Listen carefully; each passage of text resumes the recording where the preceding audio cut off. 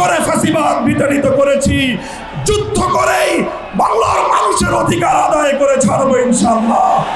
13ই November কোন বাকশালপন্থীকে বাংলার রাজপথে আমরা নামতে দেব না। যদি কেউ নামবার অপচেষ্টা চালায় আমরা তাদেরকে রাজপথে মোকাবেলা করবো ইনশাআল্লাহ। রক্ত দিয়ে যেই ফ্যাসিবাদ বিদায় করেছি, প্রয়োজনে আবার রক্তের সাগর প্রবাহিত হবে, বাংলার মাটিতে ফ্যাসিবাদ ফিরে আসবে না। আসসালামু আলাইকুম ওয়া রাহমাতুল্লাহ। আলহামদুলিল্লাহি রাব্বিল আলামিন, ওয়াসসালাতু ওয়াসসালামু আলা সাইয়্যিদিল আমবিয়া ওয়াল মুরসালিন ওয়া আলা আলিহি ওয়া সাহবিহি আজমাইন। আউযু বিল্লাহি মিনাশ শাইতানির রাজীম। বিসমিল্লাহির রহমানির রহিম। ইন্নাল্লাযীনা ক্বালু রাব্বুনাল্লাহু সুম্মা ইসতাকামু ফালা খাউফুন আলাইহিম ওয়া লা হুম ইয়াহজানুন। সাদাকাল্লাহুল আযীম। দেশপ্রেমিক ও ইসলামী সমমনা 8টি রাজনৈতিক দলের উদ্যোগে আয়োজিত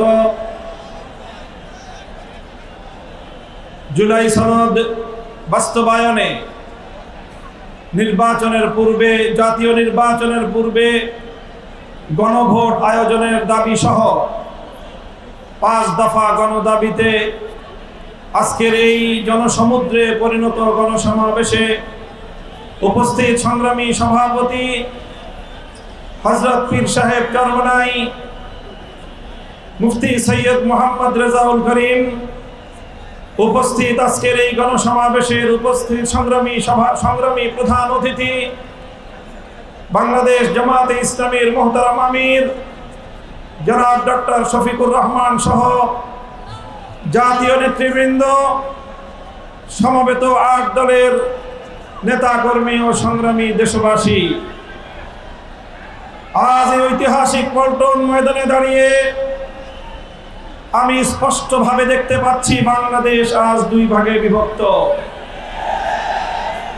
এক ভাগ 72-এর বাকশালপন্থী, আর এক ভাগ জুলাইয়ের বিপ্লবপন্থী। আজ বাংলাদেশের প্রতিটি রাজনৈতিক দল এবং পক্ষের কাছে আমার সুস্পষ্ট জিজ্ঞাসা, সবাই যার যার অবস্থান পরিষ্কার করুন। হয় আপনি জুলাই বিপ্লবের পক্ষপাতী, আর না হয় আপনি 72-এর বাকশালপন্থী। 72-এর পরাজিত বাকশালপন্থীরা আগামী 13ই নভেম্বর বাংলাদেশের বিরুদ্ধে লকডাউনের নামে যুদ্ধের ঘোষণা দিয়েছে। আমি ঘোষণা করতে চাই, 13ই নভেম্বর কোন বাকশালপন্থীকে বাংলার রাজপথে আমরা নামতে দেব না। যদি কেউ নামবার অপচেষ্টা চালায় আমরা তাদেরকে রাজপথে মোকাবেলা করব ইনশাআল্লাহ। সংগ্রামী সাথী ও বন্ধুগণ, 2024-এর জুলাই বিপ্লব সহস্রাধিক তাজা প্রাণের রক্তের বিনিময়ে অর্জিত এই বিপ্লব। এই বিপ্লবের ভিত্তিতে আগামী বাংলাদেশ পরিচালিত হওয়ার জন্যই ঐক্যমতের ভিত্তিতে জুলাই সনদ প্রণীত হয়েছে। এই জুলাই সনদ কোন কাগজে সনদ হিসেবে আমরা দেখতে চাই না। জুলাই সনদকে আমরা আগামীর বাংলাদেশের রূপরেখা হিসেবে দেখতে চাই। এই জন্য আমরা 8 দলের পক্ষ থেকে বলেছি, অনতিবিলম্বে জুলাই সনদকে সরকারি আদেশের মাধ্যমে এর প্রাথমিক আইনি ভিত্তি প্রদান করতে হবে। এরপরে আগামী ত্রয়োদশ জাতীয় সংসদ নির্বাচনের পূর্বেই গণভোটের মাধ্যমে জুলাই সনদকে চূড়ান্ত আইনি ভিত্তি প্রদান করতে হবে। এর ব্যত্যয় হলে জুলাই বিপ্লবপন্থীরা বরদাস্ত করবে না, সেটা মানবে না। আমরা সুস্পষ্ট ঘোষণা দিতে চাই, আমাদের জুলাই যোদ্ধাদের, জুলাইয়ের বিপ্লবে শাহাদাত বরণকারী বীর শহীদদের রক্ত মারিয়ে জুলাই বিপ্লবের জুলাই সনদ বাস্তবায়নের গণভোট ছাড়া বাংলার মাটিতে আমরা আর কোনো কিছুই হতে দেব না। আমি জানি না জাতীয় নির্বাচনের আগে জুলাই সনদ বাস্তবায়নের লক্ষ্যে গণভোট হলে কার কি সমস্যা সেটা আমাদের বুঝে আসে না। আমাদের সমস্যা হলো জুলাই সনদের গণভোট ছাড়া যদি জাতীয় সংসদ নির্বাচন অনুষ্ঠিত হতে থাকে, জাতীয় সংসদ নির্বাচন যদি তফসিল ঘোষণা হয়ে বাস্তবায়িত হয়, অনুষ্ঠিত হয়, সেখানে অনেকগুলো বড় বড় জটিলতার সৃষ্টি হবে।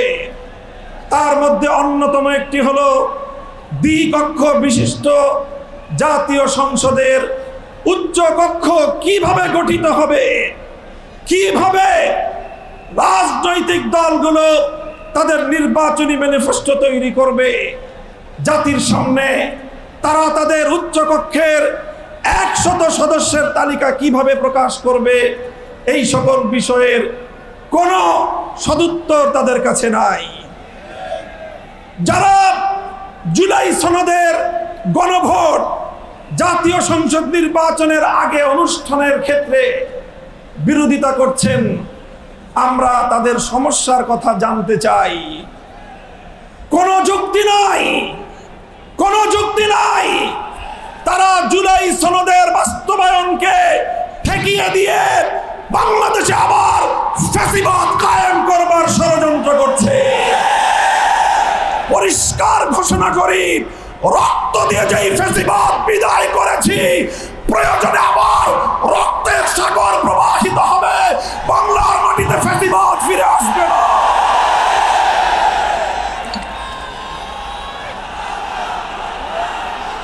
রাজনৈতিক পক্ষগুলোকে বলতে চাই, আমরা রক্ত দিয়েছি বালাকোটে, আমরা রক্ত দিয়েছি শাপলা চত্বরে, আমরা রক্ত দিয়েছি 2015 সালে, রক্ত দিয়েছি 2021 সালে, রক্ত দিয়েছি জুলাই বিপ্লবে।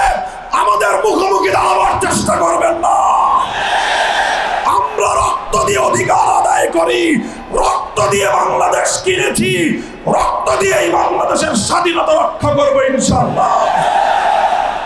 সংগ্রামী সাথী ও বন্ধুগণ, জুলাই বিপ্লবের আমার সকল সহযোদ্ধাদেরকে আমি বলতে চাই, রাজনৈতিক মতবিরোধ থাকতে পারে, নির্বাচন নিয়ে মতপার্থক্য থাকতে পারে, আপনারা যার যার নির্বাচন করবেন সেটা পরের কথা।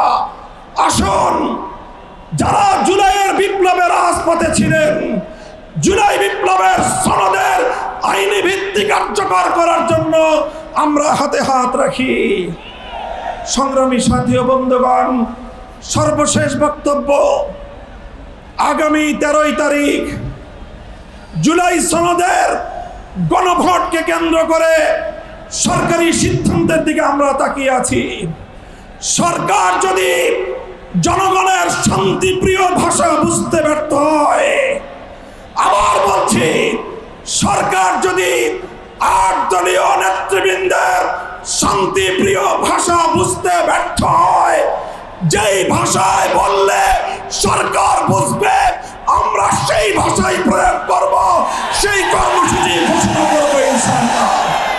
প্রস্তুত থাকবেন তো আপনারা? ইনশাআল্লাহ যুদ্ধ করে ফ্যাসিবাদ বিতাড়িত করেছি, যুদ্ধ করেই বাংলার মানুষের অধিকার আদায় করে ছাড়বো ইনশাআল্লাহ। নাসরুম মিনাল্লাহি ওয়া ফাতহুন করিব। আসসালামু আলাইকুম ওয়া রাহমাতুল্লাহ।